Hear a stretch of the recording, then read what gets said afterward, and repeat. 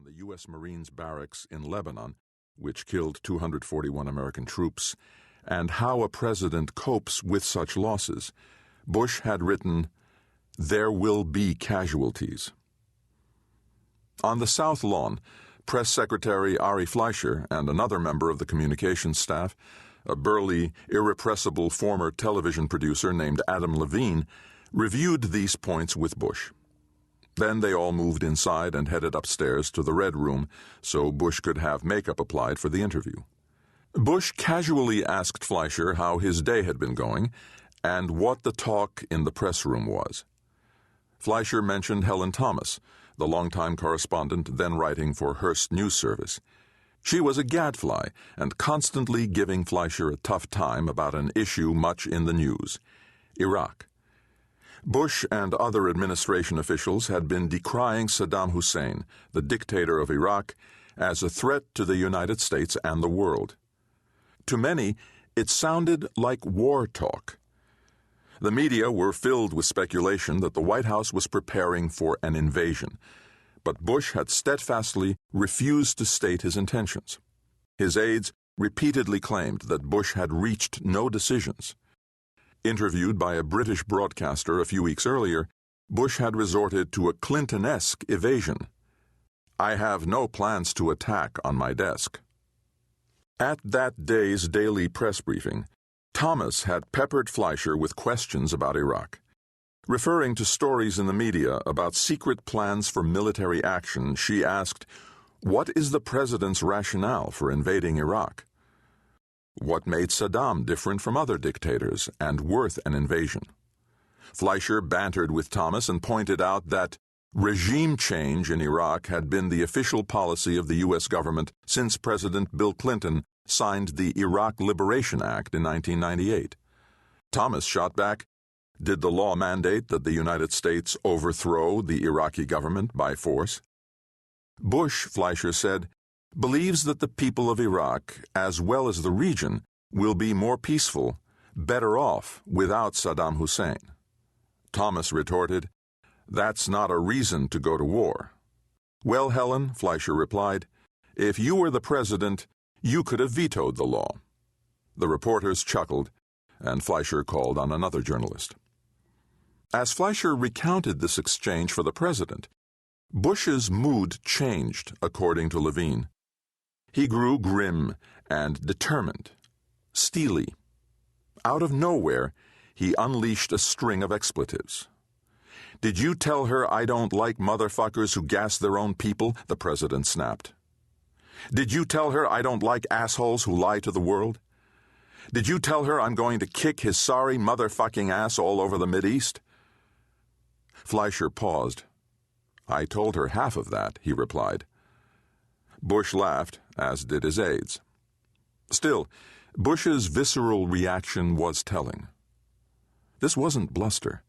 This was real. The president had meant what he said, every word of it. This was the Bush that Levine admired. "You know where we're going here," Levine thought. The vice president's limousine sped through downtown Washington and headed over the Potomac River on its way to Langley, Virginia. It was days after Bush's outburst, and Dick Cheney was making another of his visits to CIA headquarters. These trips, unknown to the public at this point, had become the talk of the intelligence community. Cheney would arrive at agency headquarters and park himself in Director George Tennett's 7th-floor conference room. Then officers and analysts would be summoned to brief him on Iraq and other matters, and often encounter a withering interrogation. "How do we know this? What more do you have on that? What have you done to follow up?" Cheney was proper and respectful. His questions were delivered in his soft, low, monotone voice, his arms folded. Still, they had an intimidating impact on his briefers. "I've seen him shake people," said John McGuire, an Iraq covert operations officer who often attended the Cheney briefings. "He would drill in on substantive details. If he asked you something that you didn't know, you better have an answer the next time you saw him. He would say, 'I want answers on this. This is not acceptable.' The worst thing to do with Cheney was to hedge or to waffle. He'd say, "Make a call," McGuire recalled. He didn't want to hear sentences that began, "We don't know."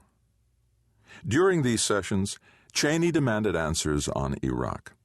Cheney had long-standing and firm views on Saddam Hussein that went back to when he had served as Secretary of Defense during the First Persian Gulf War. Cheney had been convinced then that the CIA had blown it by badly underestimating how close Saddam had been to building a nuclear bomb before that war. And ever since the cataclysmic events of September 11th, Cheney seemed obsessed with Iraq. He was sure that Saddam was a grave threat to the United States, and that the agency was missing the crucial intelligence that would prove it. In February 2002, Cheney had seized on a murky item presented to him during his daily morning briefing from the CIA. A report forwarded to the CIA by Italian military intelligence that Iraq had arranged to purchase 500 tons of yellow-cake uranium from the impoverished African nation of Niger. If the report was accurate, if there had been such a transaction, this would be compelling evidence Iraq had revived a moribund nuclear weapons program that had been dismantled in the mid-1990s under the supervision of the International Atomic Energy Agency. But there was nothing to substantiate the report, and parts of it did not make sense. Still, Cheney had jumped on it. "What more can you get on this?" he had asked his CIA briefer. "What more can you find out?" As always, the answer from the CIA was, "We'll get on this right away." And it did. Another issue Cheney fixated on was Baghdad's ties to terrorists, especially the allegations of a connection between Saddam and al-Qaeda. The agency would write up answers to the vice president's repeated questions and send them to his office, often reporting that there was little to substantiate Cheney's darkest suspicions of an operational alliance between Saddam and Osama bin Laden. But Cheney and his hard-nosed chief of staff, I. Lewis Libby, who went by the nickname of Scooter, were never satisfied and continually asked for more. It was like they were hoping we'd find something buried in the files or come back with a different answer. Michael Sulik, deputy chief of the CIA's Directorate of Operations, later said. There was no obvious pressure by Cheney and Libby to change the answers, Sulik recalled. But the barrage of questions and the frequent visits by the vice president had created an environment that was subtly but unmistakably influencing the agency's work. The CIA's analysts, Sulik believed, had become overly eager to please. Libby may have been harder to please than Cheney. He was one of the most powerful officials in the Bush White House.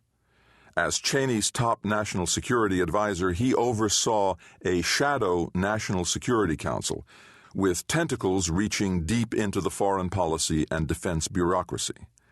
One NSC staffer recalled being stunned to discover, years after he began working at the White House, that his internal memos to National Security Advisor Condoleezza Rice had routinely been routed to Libby without his knowledge. A CIA official was surprised to discover that Libby's staff was reading unedited transcripts of National Security Agency intercepts. A cool, meticulous, and secretive Washington lawyer, Libby was an ideological and philosophical soulmate of his mentor, Paul Wolfowitz, the Deputy Secretary of Defense and leading neoconservative hawk, who was even more preoccupied with Iraq than Cheney. Libby had been a student of Wolfowitz at Yale University in the 1970s. Wolfowitz had hired him as a speechwriter at the State Department in 1981 and again as his principal deputy nearly a decade later when Wolfowitz was Undersecretary of Defense for Policy and Planning during the administration of George H.W. Bush. Libby and Wolfowitz shared with Cheney a congenital distrust of the CIA. They had a near-theological conviction that the agency's analysts were wedded to an inside-the-beltway conventional wisdom that obscured the sinister plottings of America's enemies. That was why Libby, on Cheney's behalf, relentlessly demanded that the agency supply the vice president's office with raw intelligence reports. Cheney's team believed that